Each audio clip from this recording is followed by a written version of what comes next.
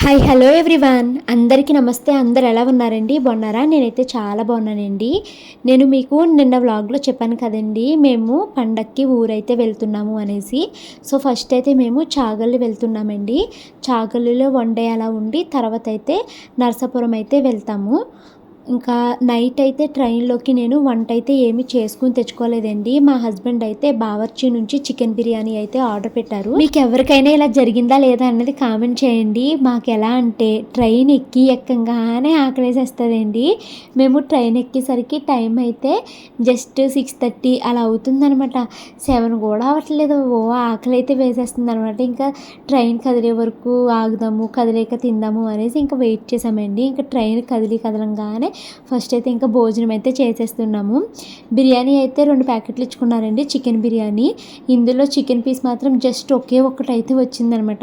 But biryani rice అయితే మాత్రం చాలా చాలా టేస్టీగా ఉందండి. సో చక్కగా కడుపు నిండా అయితే తినేసాము. సరిపోయింది మాకు 2 ప్యాకెట్లు. మా నలుగురికి చాలా కంఫర్ట్గా సరిపోయింది అనమాట. ఎక్కువ అవ్వలేదు, తక్కువ అవ్వలేదు. సో ఇంకా మేమైతే భోజనం చేసేసామండి. ఫస్ట్ అయితే నేను షాను మను వాళ్ళిద్దరికీ తినిపించేశాను. తర్వాత అయితే నేను కూడా భోజనం అయితే చేసేసానండి. చేతికి గాజులు వేసుకోలేదేంటి భవాని అని అనొచ్చేమోనండి. నేను అది గిన్నెలు తోమేటప్పుడు గాజులు తీస్తానమాట. మళ్ళీ వేసుకోవడం అయితే మర్చిపోయాను. ఒక చేతి గాజులు తోమేటప్పుడు తీస్తాను, పప్పు రుబ్బినప్పుడు కూడా తీస్తానండి. సో అది వేసుకోలేదు. ఇంకా తర్వాత అయితే నేను మేము నలుగురు కూర్చుని డైరీ అయితే రాసేసుకున్నామండి. షాను మను వాళ్ళిద్దరూ వాళ్ళ డైరీ రాసేసారు. మా హస్బెండ్ తన డైరీ అయితే రాసేసుకున్నారు. ఇంకా నేనైతే నా డైరీ అయితే రాసుకుంటున్నాను. నేను చెప్పాను కదండి, ప్రతిరోజు ఇంకా డైరీ రాద్దాము అనుకుంటున్నాను అనేసి. సో ఇదైతే కంప్లీట్ చేసేసాను అనమాట. యాక్చువల్లీ 3 డేస్ పెండింగ్ ఉండిపోయినాయండి డైరీలు. 3 డేస్ నుంచి రాలేదు. ఆ 3 డేస్ డైరీ అక్కడ కూర్చుని అయితే రాసేసాను అనమాట. నాకు 3 డేస్గా తల నొప్పిగా ఉంటుందండి. మొన్న గోల్డ్ షాపింగ్కి వెళ్ళొచ్చిన తర్వాత నుంచి. దానికి రీజన్ ఏంటంటే ప్రాపర్ స్లీప్ అయితే ఉండట్లేదు, సరిగ్గా నిద్ర పట్టట్లేదు నాకు. సో దానివల్ల ఏంటో బాగా తలనొప్పిగా అయితే ఉంటుందన్నమాట. మేము ఇప్పుడు చాగల్లి వెళ్తున్నాము అని చెప్పాను కదండి. మాకు డైరెక్ట్ ట్రైన్ అయితే ఏమీ దొరకలేదు. అక్కడికి మేము 2 months క్రితమే చేసుకున్నాము. అయినా కూడా మాకు డైరెక్ట్గా టికెట్ అయితే దొరకలేదు అనమాట. నరసాపురానికి దొరకలేదు, చాగల్కి దొరకలేదు. సో విజయవాడలో అయితే దిగాము. విజయవాడలో దిగి రూమ్లోకి వచ్చేసరికి టైం అయితే 1 o'clock అయ్యిందండి. మళ్ళీ మాకు 6 o'clock ట్రైన్ రత్నాచల్కి అయితే దొరికిందనమాట. 6 o'clock ఆ ట్రైన్ ఎక్కేస్తే మేము నిడదోళ్ళు అయితే దిగుతామండి. సో ఇక్కడ రూమ్ అయితే తీసుకున్నాము. రూమ్ చూసారండి, చాలా బాగుంది. మంచి స్మెల్ అయితే వచ్చిందనమాట డోర్ ఓపెన్ చేయంగానే. సో రూమ్లోకి వచ్చి ఒక 2-3 hours అయితే పడుకున్నాము. తర్వాత అయితే మళ్ళీ మేము ట్రైన్ అయితే ఎక్కేసామండి. ఇది రత్నాచల్ ఎక్స్ప్రెస్, పడుకోవడానికి ఏమి ఉండదు, జస్ట్ మనం ఇలాగ కూర్చుని అయితే వెళ్ళిపోవాలన్నమాట. సో మళ్ళీ మేము కరెక్ట్గా 6 o'clock ట్రైన్ అన్నారు కదా మా హస్బెండ్. సో ఇక్కడ రైల్వే స్టేషన్ దగ్గరికి అయితే వచ్చేసామండి. షాను మను వాళ్ళిద్దరూ అటు పక్కన కూర్చున్నారు, నేను మా వారు అయితే ఇక్కడ అయితే కూర్చున్నాం అనమాట. ఇంకా నైట్ నాకు రూమ్లో కూడా ఏం నిద్ర పట్టలేదండి. షాను ఏమో ఆకలి ఆకలి అంటుందన్నమాట. ఇంకా షాను కోసం అయితే ఇడ్లీలు ఒక బాక్స్ అయితే ఇచ్చుకున్నానండి. 2 ఇడ్లీలు 2 వడ అయితే ఉందన్నమాట. సో అదైతే తినిపించేశాను. ఇంకా మేము 8:30 ఆ టైంకి అయితే నిడదోలు రైల్వే స్టేషన్ దగ్గరికి అయితే వచ్చేసామండి. ఇప్పుడు ఇక్కడ నుంచి మనము ఆటో కట్టించుకుని చాగల్ అయితే వెళ్ళాలి. అయితే ఆటోకి 300 రూపీస్ 400 రూపీస్ అవుతాయండి. నేను అన్నాను లగేజ్ తక్కువగానే ఉంది కదా, నడుచుకుంటూ బస్ స్టాప్కి అయితే వెళ్ళిపోదామని శ్రీవన్రు అంటే సరే అనేసి ఇంకా మేము నడుచుకుంటూ వెళ్ళిపోయామండి. కరెక్ట్గా 8:40కి చాగల్కి బస్సు అయితే ఉంటుందన్నమాట. సో బస్సు అయితే ఎక్కేసామండి. ఇప్పుడు మనకి ఆధార్ కార్డ్ చూపిస్తే ఫ్రీ బస్సు అయితే అవైలబుల్గా ఉంది కదండి. సో నాకు షానుకి మనుకి ఫ్రీ బస్సులో కింద ఆధార్ కార్డులు చూపించమన్నారు. చూపిస్తే టికెట్ అయితే ఇచ్చుకోలేదనమాట. మా హస్బెండ్ మాత్రమే టికెట్కి పేమెంట్ చేశారు. ఇంక ఇంటికి వచ్చేసరికి అత్తయ్య గారు చట్నీ నువ్వు చేసేస్తావా, నేను కొంచెం స్నానం చేసేసి వస్తాను అనేసి అన్నారు. సరే నేను చేస్తాను అత్తయ్య అనేసి ఇంకా చట్నీ అయితే చేస్తున్నాను. అండ్ ఈరోజు వంట పని అంతా కూడా నేనే చేశానండి. సో ఏమేమి చేశాను ఏంటి అన్నది ఈ వ్లాగ్లో అయితే చూపిస్తాను. చాగల్లిలో డే 1 అయితే పెద్ద ఎక్కువగా ఏమీ చేసేసింది ఏమీ లేదు. చాలా బోరింగ్గా బాధగా డల్గా అయితే గడిచింది. ఈరోజు మార్నింగ్ బ్రేక్ఫాస్ట్లోకి అయితే అత్తయ్య గారు ఇడ్లీలు అయితే వేశారండి. ఇంకా చట్నీ కోసం వేరుశనగ చట్నీ అయితే మిక్సీ పెట్టేస్తున్నానండి. అత్తయ్య గారికి ఏమో బాగా దగ్గు వస్తుంది అనమాట. సో హాస్పిటల్కి వెళ్తురు కానీ ఆయన తీసుకుని వెళ్తారు అని చెప్పాను. యాక్చువల్లీ ఏంటంటే మొన్న మేము వచ్చేసాము కదండీ! మన చాగళ్ళు వెళ్ళి ఇంటికైతే వచ్చాం కదా హైదరాబాదు. అప్పుడే అత్తయ్య గారిని చూపించామనమాట. అప్పుడు నెబులైజేషన్ అయ్యి పెట్టారు అత్తయ్య గారికి. 3 డేస్ తర్వాత వచ్చి మళ్ళీ చూపించుకోవాలి అని అన్నారు. మా అత్తయ్య వాళ్ళు ఎలా అంటే మా ఆయనే వచ్చి తీసుకెళ్ళాలి అన్నట్టు ఉంటారనమాట. వెళ్ళరు ఆళ్ళు అంత త్వరగాని. సో, అదేమవుతుంది ఆ దగ్గు ఇంకా రోజు రోజుకి ముదిరిపోతుందండి. ఆవిడ టైంకి చూపించుకోవాలి కదా! వాళ్ళేమో వెళ్ళరు. మాకు తెలీదు, మాకు భయము అన్నట్టు ఉంటారు. ఇంకా ఈయనే వెళ్ళి తీసుకెళ్ళి తిప్పాలి అన్నట్టు అలా అనమాట. మా వాళ్ళు భయపడతా ఉంటే అవుతదా ఏంటి పక్కనే హాస్పిటల్ కూడాని. అసలు అలా చూపించుకుని ఉంటే వాళ్ళు కోర్సు కంటిన్యూ చేస్తున్నారు కదా! తగ్గిపోయి ఉండేదేమో అని. మా అత్తయ్య ఏమో వెళ్ళలేదు. సో, ఇంక ఇప్పుడైనా వెళ్దురు గాని అనేసి అంటే ఇప్పుడు కూడా వద్దులే మేము ఇంకా హైదరాబాద్ వస్తాము. 1వ తారీఖు వెళ్ళిన తర్వాత ఇంకా అక్కడే చూపించుకుంటాము. ఇప్పుడు ఇక్కడ ఎందుకులే అనేసి అన్నారనమాట. ఇంకా ఆ రోజు హాస్పిటల్‌కి వెళ్ళండి, వెళ్ళండి అని 4 సార్లు చెప్పినా కూడా వెళ్ళలేదండి. హైదరాబాద్‌లో చూపించుకుంటాంలే ఇప్పుడు ఎందుకులే అలాగే వస్తదిలే. అసలు అంత నెగ్లెక్ట్ ఎందుకు? మన హెల్త్ కోసం మనం కేర్ తీసుకోవాలి కదా అని నేనంటాను. మా అత్తయ్యతో ఆర్గ్యుమెంట్ పెట్టుకుంటాననమాట. మీరు అలా చేస్తే ఎలా? మీ హెల్త్ మీరు చూసుకోవాలి కదా! మీరు వెళ్ళాలి కదా! ఆ కన్సల్టేషన్ చీటీ ఉంది కదా 5 డేస్ వరకు. 3 డేస్ తర్వాత రమ్మన్నప్పుడు చూపించుకోవాలి కదా! బిళ్ళలు ఎందుకు వేసుకోరు? తెచ్చుకున్న మందులు ఎందుకు వాడరు? అని ఇలా ఆర్గ్యుమెంట్ చేస్తానండి. ఏం పర్లేదు తగ్గిపోద్ది, ఏం పర్లేదు తగ్గిపోద్ది అనేసి అత్తయ్య అంటూ ఉంటారనమాట. ఇంక చివరికైతే హాస్పిటల్‌కి వెళ్ళలేదు. ఇంకా నేను చట్నీ అయితే మిక్సీ పట్టేసానండి. ఇంకా చట్నీ అయిపోయిన తర్వాత మేమంతా కలిసి టిఫిన్‌లు అయితే చేసేసాము. ఇంకా ఈరోజు వంట ఏం చేద్దాము అనేసి అత్తయ్య గారు పప్పుచారు కాసేస్తాను. ఇంకేమైనా ఎప్పుడేమైనా పెట్టుకుందాం బీట్రూట్లు అవి ఉన్నాయి అన్నారు. కానీ మా వారైతే చికెన్ తెప్పేస్తాను. నువ్వు పలావ్ కింద చెయ్యి చికెన్ బిర్యానీ లాగా చెయ్యి బావని అని అన్నారు. సరే అయితే తెచ్చుకోండి అన్నానండి. మా వారైతే 1 కేజీ చికెన్ అయితే తీసుకుని వచ్చారు. దాంతోపాటు ఇంకా అత్తయ్య గారు పప్పుచారు కూడా కాశారు. అయితే పలావ్ కదా! సో, మావి గారు ఎలాగైతే తినరండి చికెను. సో, మావి గారికి సెపరేట్‌గా బ్రౌన్ రైస్ అయితే వండుతున్నారు. సో, మావి గారు బ్రౌన్ రైస్ తింటారు. ఇంకా మా కోసం అయితే మేము ఈ చికెన్ బిర్యానీని చికెన్ కర్రీ అయితే వండుకుంటున్నాం అనమాట. అంటే చికెన్ బిర్యానీ ఏమి కాదులే చికెన్ పలావ్ లాగాని. చికెన్ పీసెస్ ఏంటంటే మను కూరలో కన్నా పలావ్‌లో వేసిందే తింటదండి. సో, దానికోసం అయితే చేస్తున్నాననమాట. సో, కూర అయితే వండానండి. పలావ్ చేశాను. చాలా చాలా టేస్టీగా చేశాను. ఎంత బాగుందో తెలుసా? పిల్లలందరూ ఇష్టంగా తిన్నారు. మా వారు కూడా చాలా ఇష్టంగా అయితే తిన్నారు. ఇంకా నేను వంట పని అయితే స్టార్ట్ చేశానండి. ఇదిగోండి ఉల్లిపాయలు అయితే మగ్గబెడుతున్నాను. ఇది అయితే పెద్ద దాకా తీసుకున్నాను అన్నమాట. ఎందుకంటే కూర తిప్పుకోవడానికి మనకి స్పేషియస్‌గా ఉంటే బాగుంటుంది కదా అనేసి ఇదైతే తీసుకున్నాను. ఇంకా మసాలా కావాలి అత్తయ్య గారు అంటే మసాలా పొడులు అయిపోయినాయి. నేను కొంచెం తడి మసాలా నూరిస్తాను ఉండు అనేసి అత్తయ్య గారు అయితే నూరుతున్నారన్నమాట. మా అమ్మ, మా అత్తయ్య వాళ్ళు చక్కగా ఎప్పుడు కావాలంటే అప్పుడు కొంచెం కొంచెం మసాలా అయితే ఇలా నూరుకొని చేసుకుంటారండి. మీ ఇంట్లో ఇలాంటి సనికాయలు ఉందా అన్నది కామెంట్ చేయండి. నా చిన్నప్పుడు అయితే అమ్మకి ఎప్పుడు మసాలా కావాలన్నా అమ్మ ప్లేట్లు వేసి ఇచ్చేసేది. నాకు చాలా సరదాగా అనిపించేదనమాట. అందులో వేసి వాటిని మెత్తగా నూరడం ఒక సరదా కింద అనిపించేదండి. ఇప్పుడు ఎప్పుడైనా మసాలా లేకపోతే ఇది ఉంది కదా ఇది చేద్దామంటే పెద్ద పనిలాగా అనిపిస్తుందండి. చిన్నప్పుడు పర్ర నూరేసేదన్నా ఇప్పుడు కొద్దిసేపు కూడా నూరలేకపోతున్నాను. అలాగా మనము చేంజ్ అయిపోతూ వస్తున్నామండి. నేను ఈ ప్రోడక్ట్ ట్యాగ్ చేస్తాను. మీకు ఎవరికైనా ఇంట్రెస్ట్ ఉంటే పర్చేస్ చేసుకోండి. తర్వాత అయితే ఇంకోండి చక్కగా నేను ఉల్లిపాయలు మగ్గిచ్చేసిన తర్వాత చికెన్ పీసెస్ అయితే వేశాను. ఇక్కడ నేను వీడియో ఒక చేత్తో పెట్టుకుని ఒక చేత్తో తీయడము మొత్తం ప్రాసెస్ అయితే వీడియో తీయలేకపోయాను. పలావ్ అయితే మాత్రం కుక్కర్ పెట్టేశానండి. అత్తయ్య గారు మినిమిక్కర్ ఉంది వెయ్యి అనేసి ఇచ్చారన్నమాట. అది కూడా వేశాను. అసలు చాలా చాలా చాలా బాగుందండి.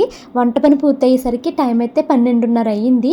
ఇంక ఇది చల్లారిపోతే నాకంత నచ్చదనమాట ఎవరికి పెట్టడము. వేడివేడిగా తినాలి అనేసి అందరినీ రండి వేడివేడిగా తిందిరు కానీ అనేసి కూర్చోపెట్టేసాను అనమాట. 1:00 కల్లా అందరూ భోజనాలు అయితే చేసేసారు. చాలా బాగుంది పిన్ని బాగా చేసావు పిన్ని అనేసి మా వృత్తి వాళ్ళు ఇంకా మా ఆడపడుచు కూతురు అయితే అన్నారన్నమాట. నాకు చాలా హ్యాపీ అనిపించింది అందరూ అంత ఇష్టంగా తింటేనే. తర్వాత అయితే ఇంకా చాలా కనకాంబరం పువ్వులు ఉన్నాయండి మా అత్తయ్య వాళ్ళ ఇంట్లోని. 2 రోజులకు ఒకసారి పెద్ద పెద్ద దండ అవుతుందంట. అన్ని పువ్వులు కాస్తున్నాయి.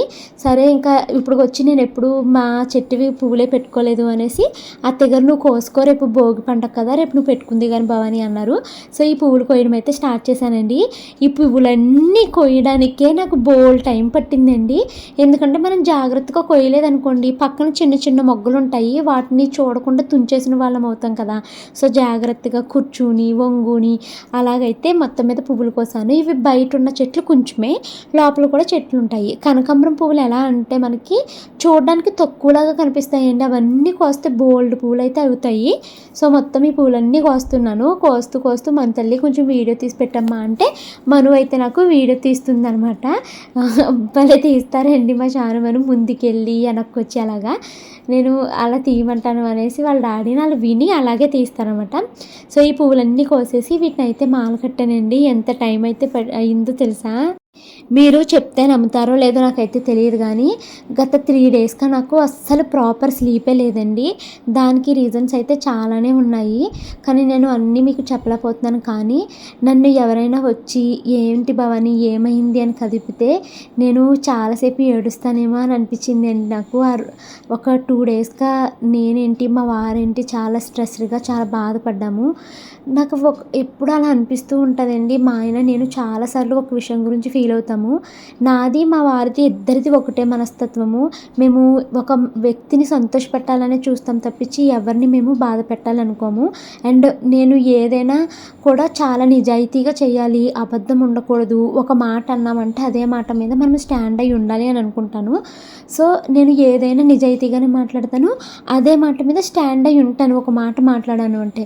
బట్ నా చుట్టూ ఉన్న మనుషులే ఆ మాటల మీద నిలబడరు, మాటలు మార్చేస్తారు.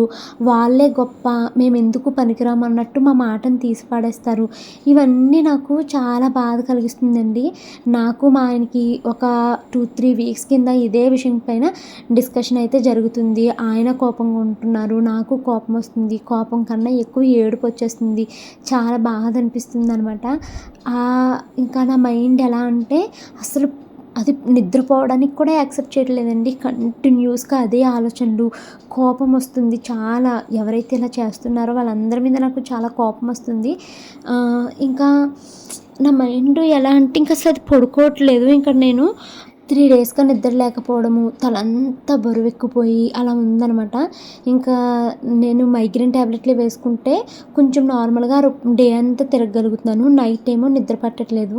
నేను మా ఆయన్ని ఏమన్నా ఒక స్లీపింగ్ ట్యాబ్లెట్ తెచ్చుకుని వేసుకుంటే బెస్ట్ ఏమో, నాకు అస్సలు నిద్ర పట్టట్లేదు అంటే, లేదు కొంచెం పడుకో, మనం హైదరాబాద్ వెళ్ళిపోదాము, మనకంతా నార్మల్ అయిపోద్దిలే, ఏం బాధపడకు అని ఇలా చెప్తున్నారు. కానీ మనసు అయితే మాత్రము మాట మీద ఎవరూ నిలబడట్లేదు అని బాధ అయితే ఉందండి. నేను అన్నీ మీకు ఓపెన్గా చెప్పాలి అనిపించిన నాకు చాలా విషయాలు నేను చెప్పుకోలేను. కొన్ని బాధ కలుగుతాయి. ఇప్పుడు నేను వ్లాగ్లో మీ ముందు నవ్వుతూ ఇలా కనిపిస్తాను కదా, దానికి ముందు ఒక్కోసారి చాలా ఏడుస్తానండి. మళ్ళీ ఈరోజు ఈ స్థాయిలోకి రాగలిగాను అంటే దానికి కారణము ఈ వీడియోసే. సో దీన్ని మానుకోకూడదు, ఇది ఇలా కంటిన్యూ చేసి ఇంకొక స్టెప్ ముందుకు వెళ్ళాలి అనేసి అదైతే అలాగా కంటిన్యూ చేస్తూ ఉంటానన్నమాట. ఇంకా తర్వాత అయితే నేను మా వారు కలిసి బట్టల షాపింగ్కి అయితే వచ్చామండి. మా అత్తయ్యకి మావయ్యకి బట్టలు అయితే తీసుకుంటున్నాము. మేము అంతకుముందు సంవత్సరాలు ఎప్పుడు మా అత్తయ్యకి మావయ్యకి బట్టలు పెట్టలేదండి. లాస్ట్ ఇయర్ బట్టలు పెట్టాము, మళ్ళీ ఇయర్ అయితే బట్టలు పెడుతున్నాము. అంతకుముందు ఎందుకు పెట్టలేదు అంటే పెట్టడానికి మా దగ్గర అంత ఏమి ఉండేది కాదు.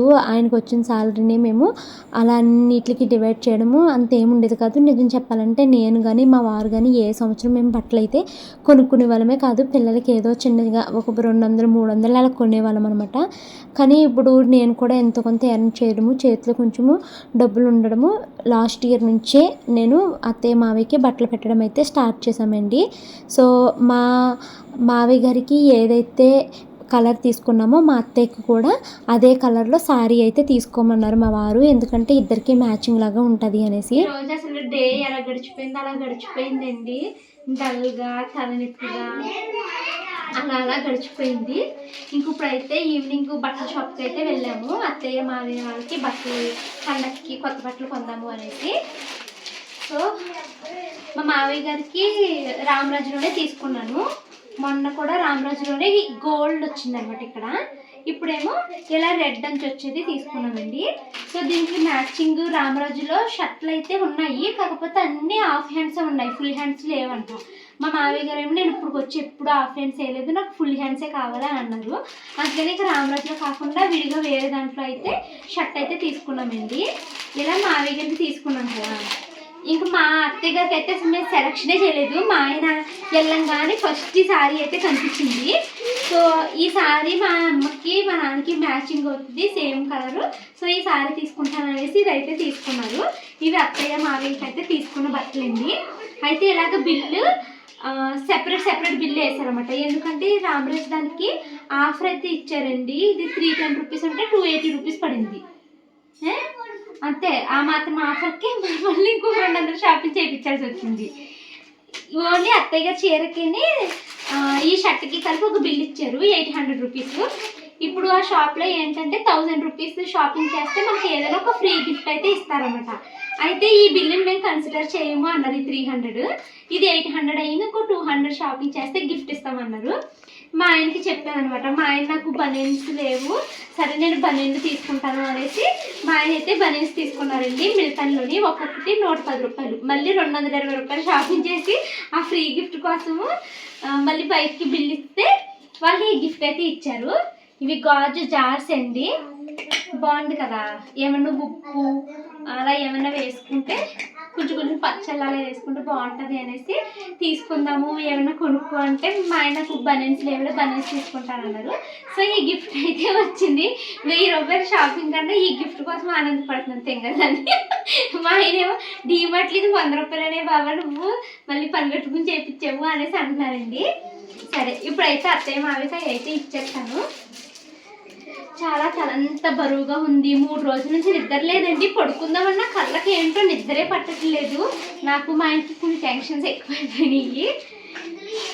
సో ఈ ఇంట్లో ఉంచేసి ఇవి అత్తయ్య మావికి ఇచ్చేద్దాం. కొత్తగా ఆడిచ్చే 100 రూపాయల గిఫ్ట్ కోసం 1300 షాపింగ్ చేశాను అక్కడ నేను. పెంజర్ల షాప్ మావయ్య. టీవీ మ్యూట్ పెట్టరా నాకు ఒకసారి మావయ్య. TV sound తగ్గించరా.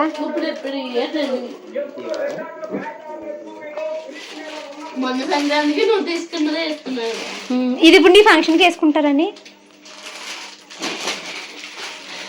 అసలు మంచి రంగు షర్ట్లు ఉన్నాయి మావయ్య, మీరు ముద్రొద్దన్నారు. ఆ పంచికి ఇంకా అది బాగా కనిపిస్తుందని అది తీసుకున్నాము. అదే మీకు ఇదిగో అసలు మీ చీర సెలక్షనే చేయలేదు. మా నాన్నకి మ్యాచింగ్ అవుతుంది ఇదే తీసుకుందాం అనేసి ఆయన ఇదే తీసుకున్నారు. వాళ్ళిద్దరికి మ్యాచింగ్ అనేసి వెళ్ళంగానే ఫస్ట్ చీర కనిపించింది, ఆ షర్ట్కి ఇది మ్యాచింగ్ అని అదే తీసేసుకున్నారు. కళ్యాణి కాటన్ అంట 40 వేసుకొని ఇచ్చుకొని అన్నాడు. ఏమిని మార్చిన అన్నాడు. అసలు ఎక్స్చేంజ్ లేదంటే లేదన్నాడు. ఓపెన్ చేసి చూసాము, మరి సరిపోద్ది అనుకున్నాము. అది సంక్రాంతికి వేసుకుంటా, రేపు కొద్దిసేపు.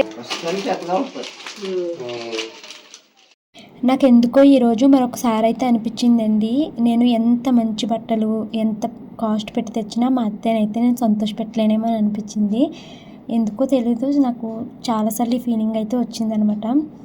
ఇంక ఇదిగోండి మార్నింగ్ చేసిన పలావ్ అయితే కొంచెం ఉందనమాట. మా షాను మను నాకు అదే కావాలని అడిగారు. ఇంకా మార్నింగ్ కూర వండాను కదా, అది కూడా ఎంతో కాదు, జస్ట్ 2 పీసెస్ అలా ఉంది. ఇంకా ఫస్ట్ అయితే పలావ్ కొంచెం మా పిల్లలిద్దరికి వేసి అది తినిపించేసిన తర్వాత అన్నము వేసి అత్తయ్య గారు పప్పుచారు అయితే తాలింపు వేశారండి. మార్నింగ్ పప్పు వండుదామనేసి పప్పు అయితే నానబెట్టేశారు కదా, కందిపప్పు. సో అది ఇంకా పప్పుచారు కింద కాసేసి వడియాలు అయితే వేయించారండి. సో పిల్లల ముగ్గురికి అయితే నేను భోజనం అయితే తినిపిస్తున్నాను. ఇంకా పిల్లలిద్దరూ నేను పిల్లలకి అన్నం తినిపించడానికి ముందే నేనైతే స్నానం అయితే చేసి వచ్చేసాను. పిల్లలకి తినిపించేసి నేను మా వారు కూడా తినేసి ఇంకైతే పడుకున్నామన్నమాట. పడుకోవడానికి మంచం ఎక్కి అలాగా పడుకుంటున్నాను, కానీ స్లీప్ అంతా చాలా డిస్టర్బ్డ్ స్లీప్ అండి. సో ఇదండి ఈరోజు వీడియో. ఈ వీడియో మీకు నచ్చింది అనుకుంటున్నాను. ఈ వీడియో నచ్చితే కనుక లైక్ చేసి కామెంట్ చేయండి. మరొక మంచి వీడియోతో మళ్ళీ కలుస్తాను. Until then bye take care. పండగ అంతా అయిపోయిన తర్వాత ఈ వ్లాగ్స్ అయితే పెడుతున్నానండి. మీరంతా పండగని ఎలా సెలబ్రేట్ చేసుకున్నారో కామెంట్ చేయడం మర్చిపోద్దు. బాయ్.